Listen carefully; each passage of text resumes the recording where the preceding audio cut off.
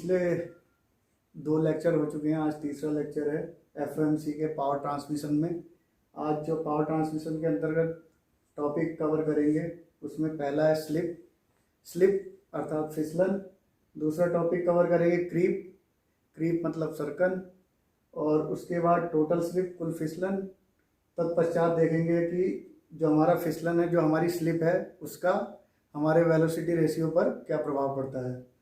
तो स्लिप क्या होती है? स्लिप देखते हैं, जब ड्राइवर शाफ्ट पे ड्राइवर पुली लगी हुई है, ड्रिवन शाफ्ट पर ड्रिवन पुली लगी हुई है, और इसके ऊपर जो ये पट्टा है रोटेट हो रहा है। जब ये पट्टा रोटेट होता है तो कुछ समय बाद क्या होता है कि हमारा जो पुली है और पट्टा है, इनके बीच में क्या होता है, हमारा फ्रिक्शन कम हो जाता है।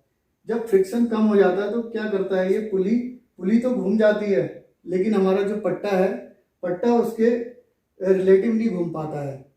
ठीक है, तो ये जो क्रिया कहलाती है हमारी, कहलाती है स्लिप। मतलब जब फ्रिक्शन कम हो जाएगा पुली और पट्टे के बीच में, तो क्या होगा, हमारी पुली तो घूम जाएगी, लेकिन हमारा जो पट्टा है उसके ऊपर नहीं घूम पाएगा। तो ये जो प्रोसेस है, ये क्या कहलाती है, हमारी स्लिप। इसके बाद है क्रीप सरकन। ये क्रीप सरकन, क्रीप में क्या होता है कि जब हमारे पुली के ऊपर पट्टा जब घूमता है, रोटेट करता है, तो एक साइड जहाँ से पट्टा ड्राइवर पुली पर चढ़ेगा वो हमारी साइड होती है टाइट साइड, और जहाँ से रिलीज करता है, मतलब ड्राइवर पुली से जब हमारा पट्टा ड्रिवन पुली की तरफ जाता है, ये ड्रिवन पुली को हम फॉलोअर पुली भी कह सकते हैं।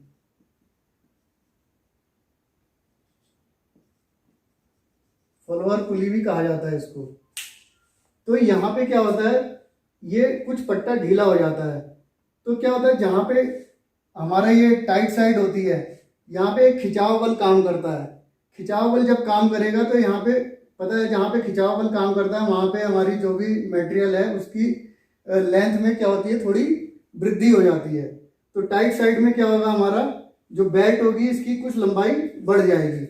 लेकिन इसके अपोजिट जहाँ पे ये स्लैक साइड है, जहाँ पे ढीला सिरा है, यहाँ पे क्या होगा, हमारा लंबाई में कुछ कमी हो जाएगी। और ये पुलियाँ जो हमारी हैं ये एक ही स्पीड से घूम रही हैं, तो ये पट्टा इस प्रोसेस के थ्रू जब ये प्रोसेस होगी तो क्या होगा, कुछ ना कुछ हिस्सा इसका पुलियों के ऊपर सरक जाएगा। तो जो ये प्रोसेस है, एक बार टाइट होने की और एक बार ढीला होने की, ये तो प्रोसेस कहलाती है हमारी क्रीप सरकन।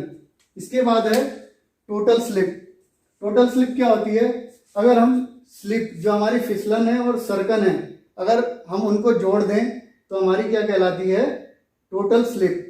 अर्थात टोटल स्लिप क्या हो जाएगी, हमारी slip plus creep equal to total slip. ठीक है, इसके बाद देखते हैं effect of slip on velocity ratio. जो ये हमारी स्लिप है, इसका वेलोसिटी रेशियो पर क्या प्रभाव पड़ता है, इसको रब कर देते हैं।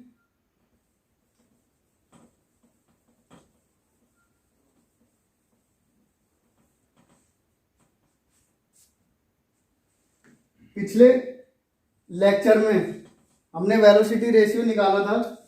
वेलोसिटी रेशियो किस किस कंडीशन में, अगर पट्टे की मोटाई, यदि पहली कंडीशन क्या थी, यदि पट्टे की मोटाई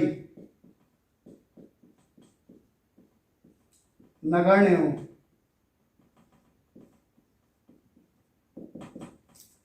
यदि पट्टे की मोटाई नगण्य हो तो हमारा क्या आया था, velocity ratio n2/n1 equal to d1/d2, यही आया था। इसके बाद दूसरी कंडीशन क्या थी हमारी,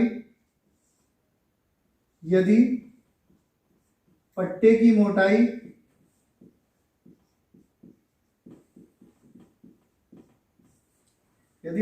मोटाई t हो, तो हमारा वेलोसिटी रेशियो क्या निकल के आया था, n2/n1 इक्वल टू d1/d2, और इन दोनों में d1 और d2 में क्या हमने जोड़ दिया था, पट्टे की मोटाई को ऐड कर दिया था। तो हमारा वेलोसिटी रेशियो क्या हो गया था, यदि पट्टे की मोटाई t दी गई हो तो n2/n1 equal to d1 plus t upon d2 plus t। अब इसके बाद जो तीसरी कंडीशन है वो हम देखेंगे effect of slip on a velocity ratio. Velocity ratio का स्लिप पर क्या प्रभाव पड़ता है। इसके लिए हम मान लेते हैं कि ड्राइवर पुली के लिए, फॉर ड्राइवर पुली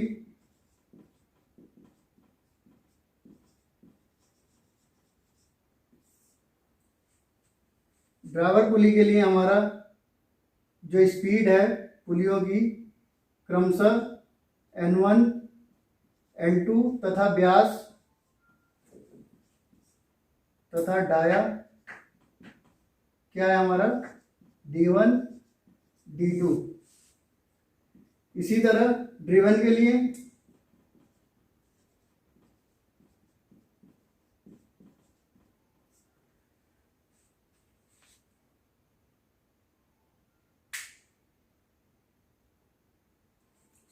ड्राइवर के लिए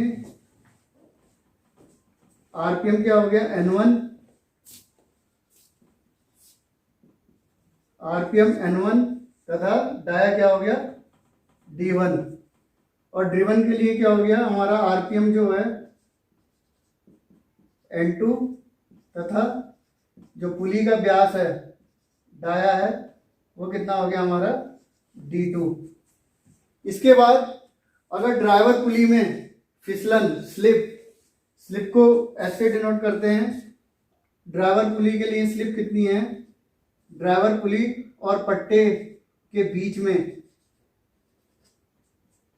हमारी स्लिप कितनी है, मान लिया S1 परसेंटेज है। स्लिप को हमेशा परसेंटेज में दिखाते हैं। और ड्रिवन पुली के लिए और पट्टे के बीच में हमारी जो फिसलन है वो कितनी है S2 परसेंटेज। ठीक हो गया, इतना ये हमने मान लिया। इसके बाद स्लिप का इफेक्ट पड़ेगा कैसे, अगर इसको सिंपल लैंग्वेज में देखें तो किस तरह से समझ सकते हैं। मान लिया एक एग्जांपल लेते हैं, आपको हमने 100 रुपए दिए हैं, ठीक है। मान लिया ऐसे ही समझने के लिए कि आपको 100 रुपए दिए हैं हमने, ठीक हो गया। और आपके हाथ से कुछ चीज स्लिप हो गई, कुछ पैसे स्लिप हो गए। मान लिए कि 10% स्लिप हो गई। कितनी स्लिप हो गई, 10% जो पैसे थे आपके स्लिप हो गए। तो आपके पास बचा कितना, तो क्या करेंगे आप 100 में से 100 का 10% निकालेंगे, माइनस कर देंगे, तो जो आएगा इतना रुपया बच गया। ठीक उसी प्रकार यही हम किस पे अप्लाई करेंगे, यहां पे ऊपर इसको रब कर देता हूं।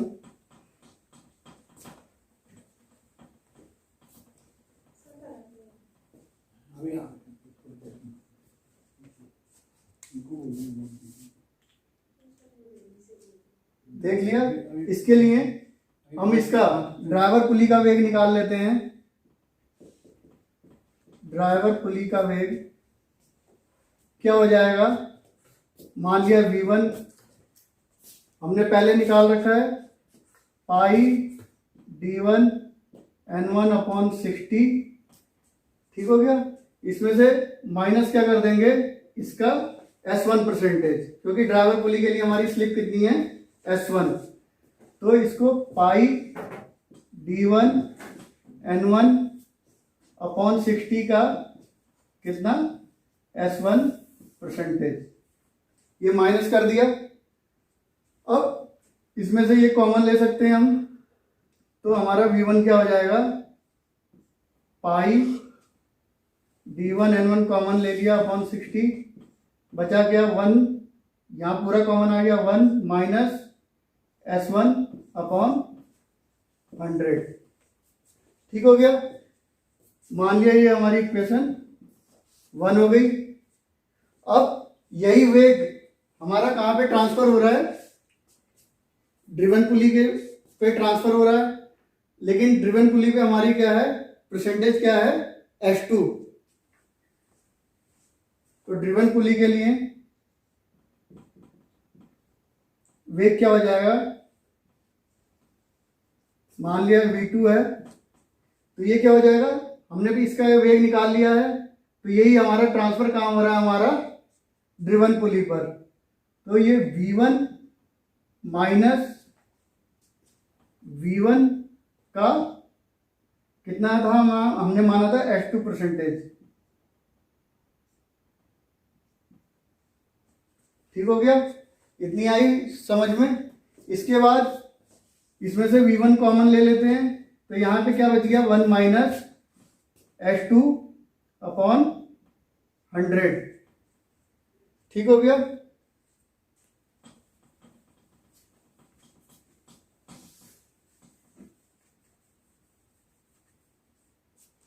अब जो V2 होगा, V2 किसके बराबर होगा, हमारा जो इस पुली का वेग होगा, परिधि वेग होगा जो इस वाली पुली का, वो परिधि वेग कितना होगा, पाई d2 n2 अपॉन 60। तो इसको यहां से क्या लिख देंगे, V2 कितना हो जाएगा, पाई d2 n2 अपॉन 60। ये इक्वल हो जाएगा V1 1 माइनस S2 अपॉन 100। ठीक हो गया। अब इक्वेशन 1 से V1 का मान पुट कर देंगे इसमें, बाई इक्वेशन 1। तो ये क्या हो जाएगा, पाई d2 n2 upon 60 equal to कितना हो जाएगा, V1 की वैल्यू हमारी कितनी है, पाई d1 n1 upon 60 1 minus S1 upon 100। इसमें मल्टीप्लाई किसका हो जाएगा, 1 माइनस S2 अपॉन 100। यहाँ क्या होगा, 60 से 60 कैंसिल हो गया, पाई से पाई कैंसिल हो गया, n1 को इधर ले लेंगे तो कितना हो जाएगा, n2 upon n1 equal to d1 upon d2। इसके बाद 1 minus S1 upon 100, 1 minus S2 upon 100। अब इन दोनों की मल्टीप्लाई कर लेते हैं, ब्रैकेट खोल लेते हैं, तो क्या हो जाएगा हमारा, n2 upon n1 equal to d1 upon d2। इसे मल्टीप्लाई करेंगे तो क्या होगा हमारा, 1 की यहाँ पे पूरे में करेंगे तो 1 माइनस S2 अपॉन 100। ठीक हो गया। इसके बाद इसकी इसमें करेंगे तो इसकी माइनस की इसमें करेंगे, माइनस हो जाएगा माइनस S1 अपॉन 100। इसके बाद ये माइनस माइनस प्लस हो जाएगा, तो S1 S2 अपॉन 100 इंटू 100। ठीक हो गया, ये ब्रैकेट खोल लिया हमने पूरा। अब क्या होगा, जो हमारी स्लिप है S1 और S2 क्या है, हमारी जो है स्लिप है, ये क्या है, बहुत कम है, बहुत कम है। और डिवाइड किससे हो रही है, 100 इंटू 100 से, मतलब 10 की घात 4 से ये क्या हो रही है, डिवाइड भी हो रही है। तो पहले से ही ऑलरेडी इसका मान कम है, और जब इसकी 10 की घात 4 से डिवाइड होगी तो इसका मान और भी कम हो जाएगा। तो हम बस इतनी वैल्यू को क्या कर सकते हैं, नगण्य मान सकते हैं। तो हम S1 into S2 upon 100 into 100 को क्या कर देंगे, नगण्य मान लेंगे। तो क्या हो जाएगा हमारा formula, N2 upon N1 equal to D1 upon D2। ये नगण्य हो गया। अब इसमें से क्या करेंगे, हम कॉमन ले लेते हैं, 1 को ऐसे ही लिख देते हैं, यहाँ पे 100 कॉमन ले लेते हैं, तो क्या हो जाएगा, ये S1 प्लस S2 अपॉन 100। तो ये क्या हो गया हमारा, इसे कहते हैं हम वेगानुपात। कब, जब पट्टे की और पुलियों के बीच में हमें क्या दी गई हो, स्लिप दी गई हो। ठीक है। अगर हमें टोटल ड्राइवर पुली और ड्रिवन पुली के लिए S1 S2 ना देके अगर टोटल फिसलन दी हो तो क्या हो जाएगा, यही हमारा formula N2 upon N1 equal to D1 upon D2 और 1 माइनस S अपॉन 100, जहाँ S क्या है, हमारी टोटल फिसलन है। ठीक है, अगर अलग अलग फिसलन दी होगी तो फार्मूला कौन सा लगाएंगे हम, ये वाला। अगर टोटल फिसलन दी होगी तो फार्मूला कौन सा लगाएंगे, ये वाला। इसमें भी एक कंडीशन क्या दे सकता है, जो हमने इससे पहले देखा था, अगर पट्टे की मोटाई T दी गई हो तो यहाँ पे फार्मूला क्या हो जाएगा,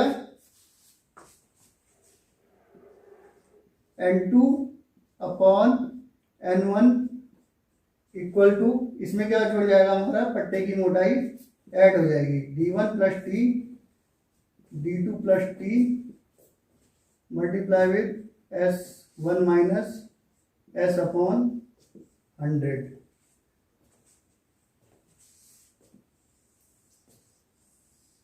ये कंडीशन हो गई जब हमारी पट्टे की मोटाई क्या दी गई है, T दी गई है। तो यहाँ पे हमने देखा कि वेलोसिटी रेशियो पर जो स्लिप है उसका क्या इफेक्ट पड़ता है, उसका डेरिवेशन निकाला है। तो इस तरह से इसको निकाला जाएगा। अगले टॉपिक में कंपाउंड बेल्ट ड्राइव के लिए वेलोसिटी रेशियो निकाल के देखेंगे। तब तक के लिए धन्यवाद।